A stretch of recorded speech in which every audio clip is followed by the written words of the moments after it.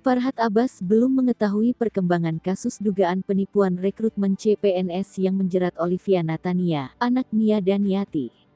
Sebab ia bukan kuasa hukum bekas anak sambungnya itu. Mereka jarang berkomunikasi. Sebagai orang tua, Farhad juga mempersilakan proses yang berlaku berjalan sebagaimana mestinya. Ia menambahkan kalau Olivia harus bertanggung jawab dan menjalani proses hukum dengan baik. Berdasarkan surat pemberitahuan hasil penyidikan, SP2HP Polda Metro Jaya kasus dugaan penggelapan, penipuan, dan pemalsuan surat CPNS dengan terlapor Olivia Natania dan suaminya, Rafli Novianto Tilaar, sudah dinaikkan jadi penyidikan. Peningkatan status kasus tersebut dilakukan setelah penyidik menemukan unsur pidana usai melakukan gelar perkara.